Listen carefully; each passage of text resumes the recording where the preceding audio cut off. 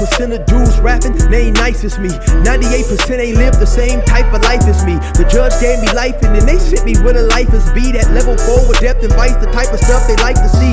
Two choices, fight or flee. I refuse to die a chump. I never been a mark, but damn, it's scary when that riot jump. I seen dudes cry, get punked, and some sexually brutalized. Knew a dude who lost his life and he was only doing 5 year-long racial fights when homie all you do is ride. Lonely days and nights up in a hole causing suicide. From the moment you arrive, you see the Mexican mafia, AB skinheads with big giant swastikas, pro-black philosophers, the BGF, the Kumi, and Muslims who will murk you from the nation to the Sunni. That MS was loony, quick to ride up on they rival. Even Christians went to church, hide knives up in they Bible. Political and tribal, the Crips and Damus, the Long Beach, the Hubs and the Dubs and the Grooves, the IE, the Bakersfield, the Dago Pyrus, the Hustlers quick to roll, the gangsters gon' move. Whatever click you choose, you better Yeah, that was me gassing right there on that intro. And if you want to get that song, it is available only on a 10-song EP that you can get directly from me by digital download link. I also have 2 other mixtapes, man. I'm telling you, they go hard. If you're interested, hit me up, man. They're $20 a piece or $45 for all 3. Once again, man, if you're interested, you can get it on a digital download link. I'll email it to you. Hit me up on my email at 16tolifemusic@gmail.com, man. Now let's get into this video. So today, I'm going to be reacting to a very intriguing story, man, by an extremely good YouTube channel that I think you guys should go and check it out if you have not already, man. This channel was known as the Swang Low Podcast, man, and this is Crip. And one thing I really admire and like about him is he keeps it real about his prison experiences, win, lose, or draw. You know, it really kills me when people tune in to these prison shows, but the second they hear something they don't like, the second whatever group or particular hood or gang they favor, you know, they hear something bad, then they get upset. Things happen in prison, man. Everybody at times takes the L, you know, your hood, your gang, your race doesn't always win, man. Things happen to everybody. And so anyway, man, let's get into this video. The name of this video is High-Ranking Skinhead Puts Out Green Light on His Own Crip Son. Man, let's check this out. So anyway, man, yeah, this incident happened in 1997 in Salinas Valley State Prison on the Sea Yard. Now, what I have to tell y'all is this, man. At that time, Salinas Valley State Prison was considered to be the absolute most violent and worst prison in the state of California at this time. And you also have to remember, this prison was just opening up. Now, let me just pause this briefly and say, I was there at this particular time. I happened to be on DR. Actually, though, me and Crip was in the same building together on DR before he ended up going to the hole and then going to another yard. But Salinas definitely was off the chain due to the fact that that was the first prison I had ever been to. I didn't actually realize how wild and crazy it was until I went to another prison, man. But yeah, Salinas definitely was cracking. Just opened up at the end of 1996. You feel me? So anytime a prison is just opening, you know, instantly, automatically politics come into play because, you know, things is trying to get established on the yard as far as who's going to be where, you know, what space is going to belong to who. And, you know, you trying to iron out all the kinks in that. And sometimes in the midst of trying to figure that stuff out, a war can pop off, you know, so it's already like tense off the top. So just imagine a brand new prison that's tense like that off the top.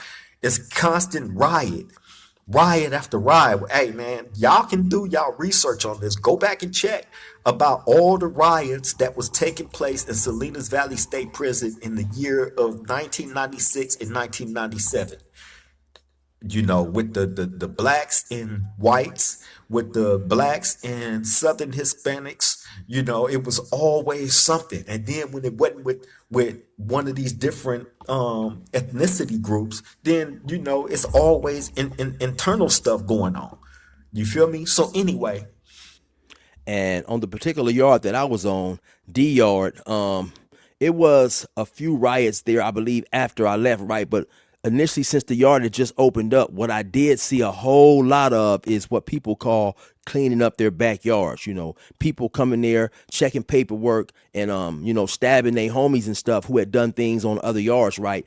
Due to the fact that the yard was just opening and it was one of those newer prisons. At that time, it wasn't necessarily a whole lot of metal floating around, so a lot of dudes had a lot of razors, maybe plastic knives. But yeah, it was crazy, and it was an extremely large amount of police assaults. It seemed like somebody was knocking the police out damn near literally once every 2 weeks. With this particular situation, man, this happened in 1997 on the Sea Yard in Salinas Valley State Prison. I believe at this time, I'm almost positive at this time, me and X-Rated was cellies, right? And I've told y'all, already spoke about, my experience with X-Rated. However, in the midst of, like I said, it was a lot that took place during the time when me and him was together. Stuff I haven't even spoke about. It's a whole lot I haven't spoke about, including this story right here, right?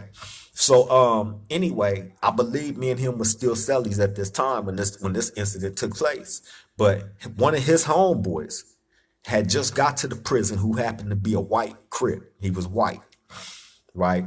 Went by the name of Cornbread, right? He was from 29th Street Gordon Block. X-Rated from 24th Street Gordon Block. So anyway, this guy land on the yard. When he land on the yard, he land on our side of the yard. I believe he was in like 1 or 2 block, right? When he first got to the prison, but they had him on orientation. Meaning when you're on orientation, you just get into a new prison, they're not going to let you out your cell until you go to a committee. The only way you're going to be able to get out your cell is probably walk to the kitchen and go into the shower. And that's it. Other than that, it's right back in the cell. You don't come out until you go to committee. They have to clear you. So bam, when he first come to the prison, he's on orientation. Bam, that's when everybody find out that it's a white Crip on the yard. Now, anytime a white Crip hit the yard, it's tension. Off the dribble is tension, because the whites have their politics. And certain politics they try to push. Certain politics they try to be extreme about. And as far as a white Crip hitting the yard, that's something that they always gonna have a problem with. Now, when he says it's tension, I think he understated that a little bit. It's extreme tension, because something is about to crack, man, and it's crazy because you know how people say that you could feel it. I mean, this is something that you can feel it, man, when a whole entire yard like that is just quiet, man, and it's a cold feeling, man. It is definitely a cold, spooky feeling. They feel like these dudes are race traders, right? So they try to pluck them out. They feel like they can't be in coexistence with a race trader, right? So sometimes they gonna try to attack, right? This is back then. So bam, we hear that he there. We hearing that he want to come out and get cracking on the white boys immediately. No talking, no questions asked, or nothing, right? This is what we hearing. So bam, we're also hearing that this same white Crip had a father. His father was a high-ranking skinhead, right? Who was in the shoe, in Pelican Bay shoe, right? For whatever, I don't know what he was. A lot of them type of dudes that's high ranking like that typically is in Pelican Bay shoe somewhere with indeterminate shoes. That's how it was back then. And these are the dudes, I guess that they considered to be the worst of the worst, that they were housed in there, right? A lot of the times they'd be back there for years, indeterminate, So anyway, his father was high-ranking skinhead who was in Pelican Bay shoe.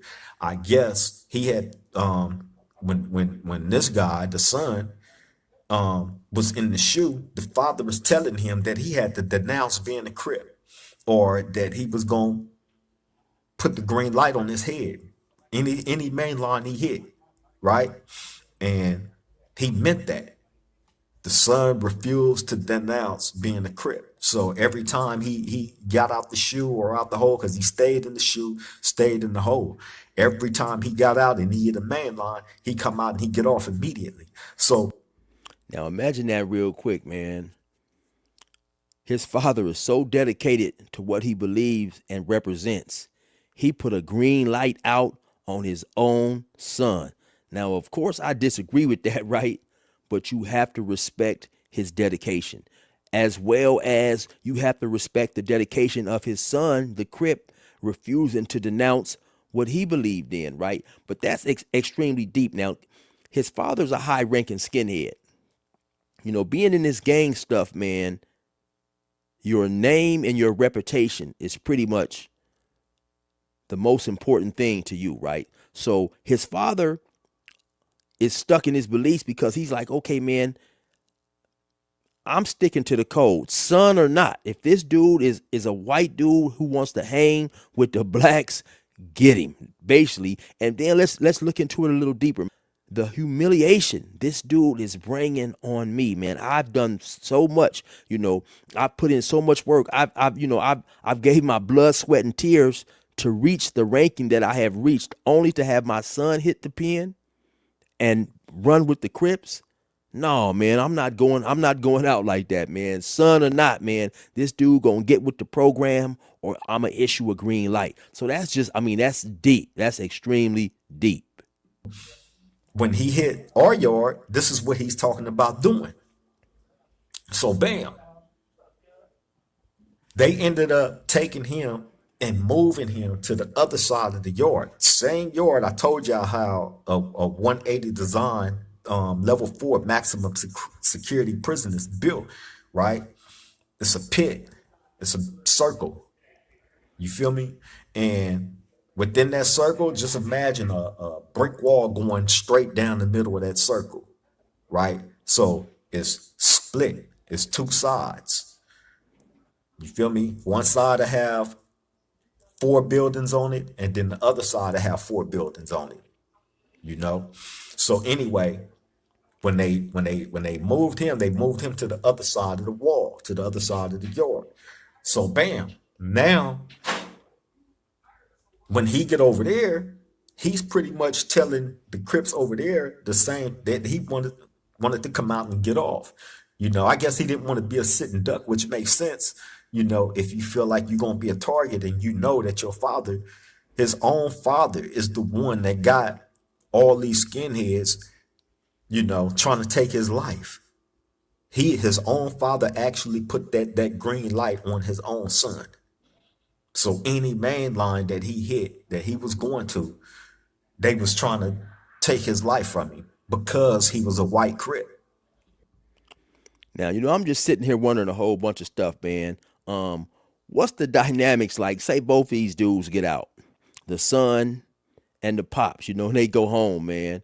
Are they father and son? Are they not speaking to each other? I mean, that's crazy, right? I'm just imagining it's pretty much the same type of thing, right? The father probably detests the son so much there probably is no relationship. And then, the son hitting these 4 yards, he's doing the right thing, right? And keeping 100. That's what Crips love to see. That's what the Crips love to see, and they gonna support a dude like that. That's willing to come out and get cracking immediately because they only gonna ride for you if you gonna ride for yourself. And then the Crip is not putting his life in his in the hands of somebody telling him, oh no, we not tripping on this yard. He already know what it is. He already know what to expect. No need in going for the okie doke. Oh yeah, okay, it's cool, we not tripping on you, man, and be walking around and get comfortable in a week, a day, a month and a half, and then somebody come up to you and, you know what I'm saying, try to blast you out your boots. The son is coming out getting cracking, as he should, when you subscribe to that type of lifestyle. But with this particular guy, man, what I can say during that time period, he stayed down. He got off. And in this situation, when he hit Salinas Valley, when up on him going to committee, I don't, in all honesty, I don't even think he made it to committee. I think somehow, some way, he ended up getting out his cell and it went down. He went out to the yard and it got cracking. because the tension was already in the air. It was already talks of, strategics on how, if dudes wanted to wait, see if they can, if negotiations is gonna work, you know what I mean? If it's gonna go there. 9 times out of 10 it's gonna go there because, like I said, these white men, they feel strongly about these dudes that they consider to be race traders by becoming Crips or Bloods, and then bringing that into the jailhouse around them. So they have they politics that they used to try to push like that, right?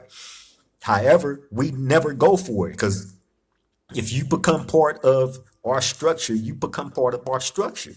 You're not, straddling the fence on, nah, if you make a decision to be a full-fledged Crip or a Blood, you're going to be that to the fullest, which means if you come into a prison and, they putting the green light on your head, but then again, this dude own father did this to him. This wasn't like it was no stranger, and trust me, it happens to even people that don't have high ranking fathers or members, that's part of that particular group. You know what I mean? Just Now I'm gonna end this video right here for one reason, right? Because I want you guys to go to his page and check it out and check out the rest of the video. Once again, the name of the video is High Ranking Skinhead Puts Out Green Light on His Own Crip Son, right? And I'm not gonna lie, ever since I got released in 2018 and started doing YouTube, I often see narratives spun about Crips, Bloods, and blacks in prison. That's just not true. Everybody loves to talk about what the blacks are or what they're not doing, but they haven't done time as a black, right? And this dude gives you the real, man. This dude has been locked up the majority of his time just on 4 yards. The majority of his time, right? 30 plus years, right? And so this dude is going to give you a real perspective of what's really going on. Some people may not like to hear what happens behind them walls. It gets ugly for everybody behind them walls. Things happen, right? But if you really want a real honest narrative and a true perspective of the black prison experience, Crip or Blood, because he has, of course, doing all that time, he has functioned with Crips. He's a Crip, but I'm saying he has functioned in the midst of Crips and Bloods and everybody else that's on the yard, during that time at times, whether it's jobs, living in the same building, whatever. You have to eventually interact with everybody. You know what I'm saying? You develop rapport with everybody. So this dude, man, is, he's supposed to come on here. He's supposed to give you a true spiel, removing his feelings. He gonna tell you like it is, right? He gonna tell you like it is, man. And so definitely be sure to go tap in and check out the Swang Low podcast. I'm telling you, man, this dude has a great prison experience and he gives it to you real, man. And right before I leave the other day, I was looking at this and I seen a guard leave a comment on his channel, and a guard was giving him his props. The guard said, hey man, basically, your stories are well told, they're in depth. The guard was saying he had worked at a prison for a long time, and so he was giving this dude his props on sharing his experiences about prison. And so the guard working in prison been here a long time as well, so he sees things that's going on, and he knew this dude to be an honest, straightforward individual, man. So once again, y'all go check his podcast out. It's your boy 16 to Life. Resume normal program.